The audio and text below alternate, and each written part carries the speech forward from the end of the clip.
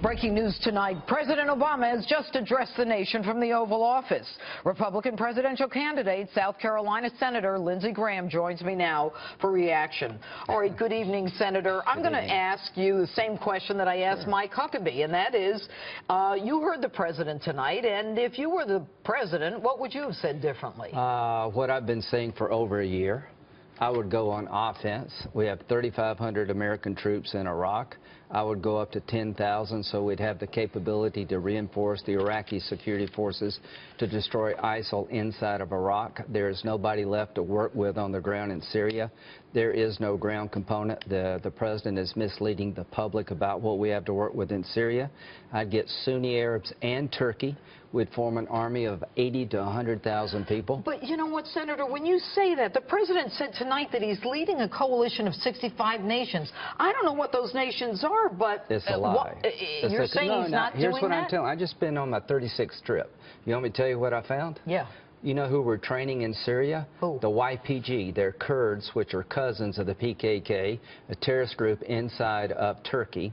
There is no Arab coalition working inside of Syria. They're not going into Raqqa, the capital of the caliphate. The Kurds have told us to our face, me and Senator McCain, that they are not going into Raqqa. There is no plan to destroy ISIL. There's a plan to hand this mess to the next president for a year. So are you saying, Senator, that the president is not telling us the truth? I'm telling you the president and his entire administration is misleading you about the nature of the threat and the capability we have against ISIL. I'm telling you that the reason ISIL exists is because of President Obama, not President Bush. He withdrew all troops from Iraq when the military said you need to leave 10,000 behind. 3 years ago, John McCain, Lindsey Graham, and a bunch of others said you got Assad on the ropes, take him down, train the Free Syrian Army at a time it would matter. Those two mistakes have led to ISIL. There is no ground component inside of Syria. We need 10,000 Americans to marry up with 80 or 90,000 Arabs and Turkish fighters. How are we going to get those Arabs? They don't trust us anymore, do they? They would trust me if I were President of the United States, but nobody is going to follow uncertain trumpet. The problem with President Obama is that nobody trusts him. The most dominant force inside of Iraq is Shia militia, the people controlled by Iran. Iran now is controlling Damascus. To those who say, like Senator Cruz, leave Assad in power, man, you don't know what you're talking about. Assad's killed 240,000 of his own people. He's a puppet of Iran. There's no way the Arabs are going to accept that, and I'm not going to give another Arab capital to the Iranians. But here's what I learned on my trip.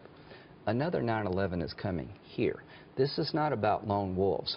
The Paris attack took months to plan. They briefed Senator McCain and myself about the Paris attack.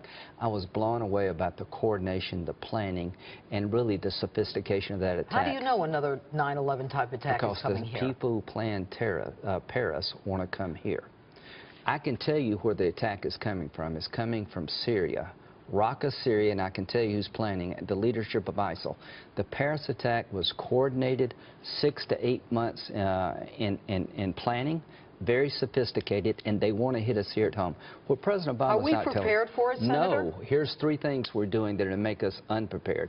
We're gutting the FBI's budget. We are bringing down the NSA program. At a time when we need to beef up our homeland security, we're gutting it. So when the president says we've hardened our defenses, that's a lie. We're cutting the FBI, the CIA, the NSA at a time we need them the most. By 2021, we're going to reduce FBI spending by 15 or 20%.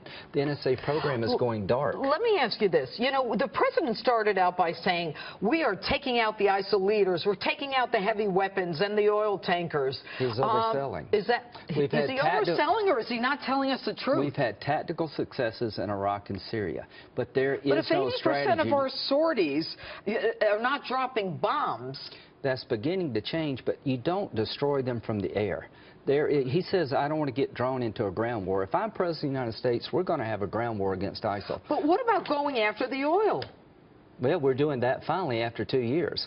But you're not going to starve them out. Do you understand this? To beat ISIL, you have to go in on the ground. The good news is the Arabs in Turkey would follow American leadership. 90% of the ground troops would be them, 10% would be us, and they would pay for this war we paid for the last 2. Right. That only happens with American leadership. I want to move on. I want to talk about the visas from Muslim-dominated countries. You know, until we can figure out who's coming in, and we obviously aren't good at it. I mean, start with the Boston Bombers. Time out. Timeout? Timeout on Syrian refugees until we'll have a better vetting program.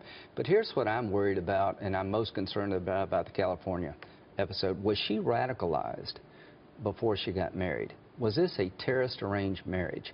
Did a terrorist group or an agent arrange a marriage? Let's assume the answer is yes, and let's assume the answer is no. We didn't know about her either way. Well, it matters if the answer is yes. It means that they've taken a different tactic. They're recruiting. That they're using women. They're using women unlike Al-Qaeda's ever used women. ISIL recruits women heavily to help recruit men. But Right. Here's the problem. Have they found a way to arrange a marriage between a radicalized woman and somebody on the fence in America and use the visa system to get her into the country? All right, I want to ask you one more question. That's We the saw question. local police in San Bernardino, okay? They had weaponized armored vehicles, Yeah. and we know the president is trying to take that stuff away from local police. Yeah. Will Congress fight to get police the armored vehicles and weaponry that they're going to need in this war that ISIS is bringing to us? I'm going to do three things. I'm going to fight to keep the cops better armed than the terrorists. I'm going to fight to replenish the FBI, the CIA, and the NSA budget. And I'm going to fight with Tom Cotton to restore the NSA program. Okay. We're at war, and President Obama's fighting a crime. All right, Senator Lindsey Graham, thanks so much Thank for you. being with us.